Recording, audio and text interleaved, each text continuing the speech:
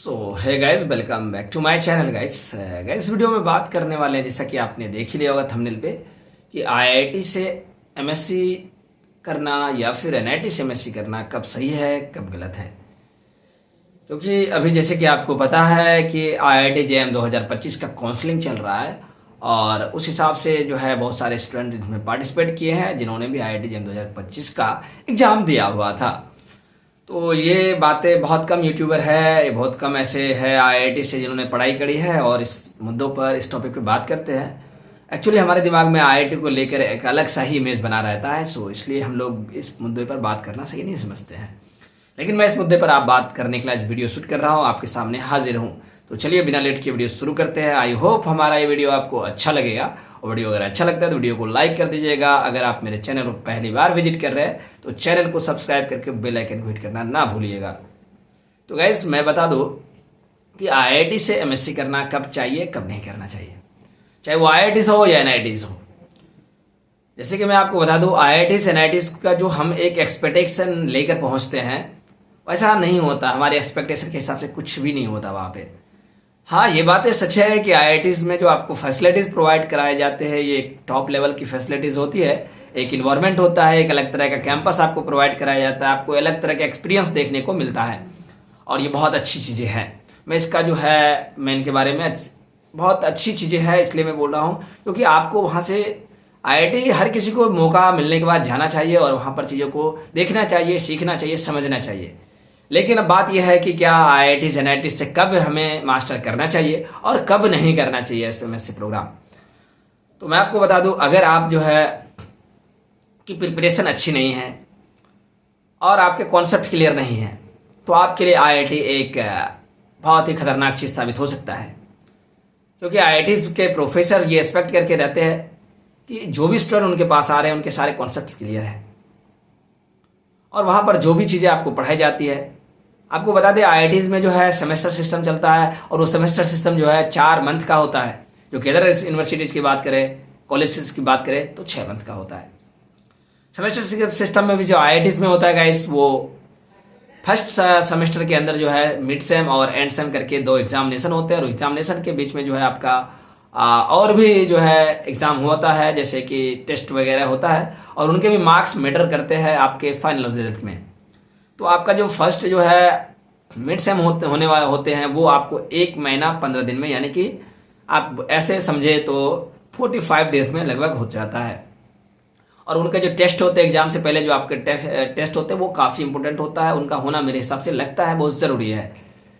तो गाइज मैं आपको बता दूं, अगर आप जो है आईआईटी जेईई की प्रिपरेशन आपने की, प्रिपरेशन अच्छी नहीं रही और प्रिपरेशन अच्छी रही भी, तो अगर आपकी प्रिपरेशन अच्छी रही, कॉन्सेप्ट सारे क्लियर है और आप कॉन्फिडेंट हो तो डेफिनेटली आपको आईआईटीज़ में जाना चाहिए और आपको एडमिशन लेना चाहिए। और इसलिए कि आपको वहाँ पर एक बेहतर प्लेटफॉर्म और एक्सपोजर मिलता है आपको हायर स्टडी में जाने के लिए, और अगर आप प्लेसमेंट चाहिए तो आपको वहाँ पर प्लेसमेंट भी मिल जाता है। अब दूसरा बात कर लेते हैं कि आईआईटीज़ में कौन सारी ऐसी चीज़ें मिलती है जो अलग यूनिवर्सिटीज़ से आपको अलग करती है। तो आईआईटीज़ आपको जो है गाइस एक अलग सा जो है इन्वायरमेंट स्टडी के लिए प्रोवाइड कराती है। आईआईटी आपको जो है एक कॉन्फिडेंट प्रोवाइड करा देती है। आईआईटीज़ आपको एक टॉप लेवल का एजुकेशन प्रोवाइड कराती है। लेकिन आईआईटीज़ में जाकर आपको खुद ही मेहनत करना होगा। अगर आप आईआईटीज़ में जाकर खुद से मेहनत नहीं करते हैं तो फिर आप वहाँ पर एक अच्छा और बेहतर रिजल्ट नहीं ले पाएंगे, प्राप्त कर पाएंगे। सो इसलिए आपको मैं बता दूं कि आईआईटीज़ में जितने भी फैकल्टीज़ होते हैं सारे फैकल्टीज़ अच्छा टीचिंग नहीं करते हैं। कुछ फैकल्टीज़ एक टॉप लेवल का टीचिंग करते हैं और कुछ फैकल्टी में नाम किसी का नहीं बता रहा, एक बहुत ही घटिया लेवल का टीचिंग करेंगे। अगर वैसे, क्योंकि मैं ये वीडियोस बनाने का जो पर्पस है, मैंने टॉपिक जैसा कि आपने देखा होगा थंबनेल में, ये टॉपिक बहुत ज़रूरी हो गया है मेरे अकॉर्डिंग, इसलिए मैंने इस पर वीडियो शूट करना ज़रूरी समझा है। तो गाइस, अगर वैसे फैकल्टी आपको पढ़ा रहे हैं जिनको पढ़ाने की एक्सपीरियंस नहीं है, यानी कि उनको पढ़ाना आता नहीं है, एक्सपीरियंस तो छोड़ दे, पर एक्सपीरियंस तो है, पढ़ाना ही नहीं आता है, उनका सिलेक्शन ही आईआईटीज़ में एज ए फैकल्टी इसलिए हुआ है कि उनका रिसर्च अच्छा था। अगर उनकी उस तरह के फैकल्टी का अगर 2-3 कोर्स रिपीट हो गए ना तो आपकी वाट लगने वाली है और आपकी सीपीआई खराब होने वाली है। इसलिए मैं आपको ये पहले ही सचेत करना चाहूँगा इस वीडियो के जरिए कि अगर आप ने किसी भी टॉपिक आप पहली बार, यानी कि एक बार आप सिलेबस पढ़ रहे हो फर्स्ट टाइम और आप आईआईटीज़ में जा रहे हो तो हो सकता है आपके लिए आईआईटी बहुत खतरनाक साबित हो सकता है। इसलिए मैं कह रहा हूँ गाइस कि मैंने अपने एक्सपीरियंस में जो है जो देखा, आईआईटीज़ में कोई भी ऐसा स्टूडेंट नहीं था जिन्होंने फर्स्ट अटैम्प्ट में आईआईटी में आया हो या पहली बार एग्जाम देकर आईआईटी में एडमिशन लिया हो। ज़्यादातर ऐसे स्टूडेंट थे जिन्होंने जिसका जो है सेकेंड अटैम्प्ट था, यानी कि दूसरी बार वो क्वालिफाई किए थे, यानी कि मान के चले तो 2 साल उन्होंने तैयारी की है। और वैसे स्टूडेंट का रिजल्ट ज़्यादा बेहतर होता है। अगर आप आईआईटी चले जाते हैं और आपकी तैयारी अच्छी नहीं थी, आपने पूरे सिलेबस खत्म नहीं किया, आपने कुछ ऐसे टॉपिक पढ़े हैं जिससे आपकी क्या है कि आपने आईआईटी में अच्छा बेहतर परफॉर्मेंस कर लिया जेम के एग्जामिनेशन में आईआईटी में एडमिशन के लिए, तो जेम के एग्जाम में अगर आपने अच्छा बेहतर कर लिया और आप सोचते हैं आपको आईआईटी जाना चाहिए, तो हो सकता है ये आपका एक गलत डिसीजन हो सकता है। ऐसा मैं क्यों कह रहा हूँ कि मेरा एक जो पर्सनल एक्सपीरियंस रहा, बहुत सारे ऐसे स्टूडेंट को मैंने देखा कि आईआईटीज़ में उनके खुद के जो है कोर्स होते हैं, जो कोर्स आप पहले पढ़े लिखे नहीं होते हैं, तो है कि आपको, जैसे कि मैंने देखा सेकेंड ईयर बहुत सारे ऐसे, मतलब सेकेंड ईयर में मैंने देखा, तो ये सेकेंड ईयर नहीं तो सेकेंड सेमेस्टर में बहुत सारे स्टूडेंट अच्छे पढ़ने लिखने में थे, लेकिन उनकी भी जो है सीपीआई थोड़ा नए कोर्स को लॉन्च करने से जिनके बारे में कोई खास जानकारी ना हो तो गिर रहे थे। तो लेकिन उन्होंने सीपीआई मेंटेन करा हुआ था क्योंकि उनका जो फर्स्ट सेमेस्टर जो था उसमें बेसिक सब्जेक्ट थे, उनकी जानकारी उनको पहले से थी, उन पर पकड़ थी और उन्होंने 2-3 साल उसको पढ़ा था और उन्होंने यूनिवर्सिटीज़ में पढ़ा था, तो इसलिए वो अपनी सीपीआई अच्छा मेंटेन कर पा रहे थे। लेकिन जो फर्स्ट टाइम पढ़ रहे हैं या कि फर्स्ट अटैम्प्ट में जिन्होंने क्वालिफाई किया, यानी फर्स्ट अटैम्प्ट में तो कहने का मतलब कि जो फर्स्ट टाइम पढ़ रहे हैं, फर्स्ट टाइम जिन्होंने सिलेबस पढ़ा है, जिनका रिपीट नहीं किया हुआ सिलेबस और उन्हें कुछ सेलेक्टेड टॉपिक को पढ़ के आईआईटी जेम में अच्छा परफॉर्मेंस कर लिया और आईआईटी में जाकर वो मास्टर करना चाहते हैं, तो हो सकता है उनके लिए दिक्कत खड़ी हो सकती है। क्योंकि अगर आप हायर एजुकेशन में जाना चाहते हैं तो गाइस आपको जो है अच्छी सीपीआई ना मिलने पर आप पीएचडी में एडमिशन नहीं ले पाएंगे और आपको काफ़ी ज़्यादा दिक्कत हो सकता है।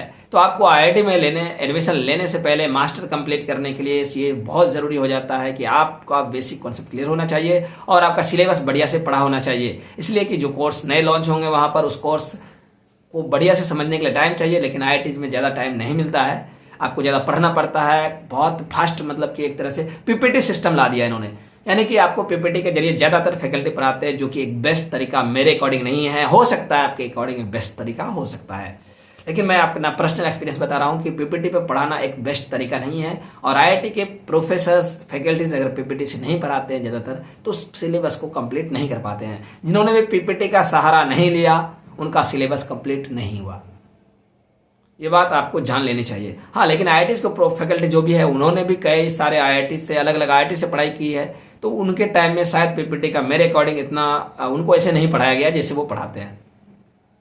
वो जैसे पीपीटी का यूज करते हैं ऐसे नहीं पढ़ाते। इसलिए जो है आप बढ़िया से ये एनालाइज कर ले। अगर आपने सिलेबस कंप्लीट नहीं किया, जैसे मैंने पहले वीडियो में बताया, आप सिलेबस कंप्लीट करें, चीज़ों को समझे, तो तभी आईआईटी में और एनआईटीज़ में एमएससी करने का सोचें।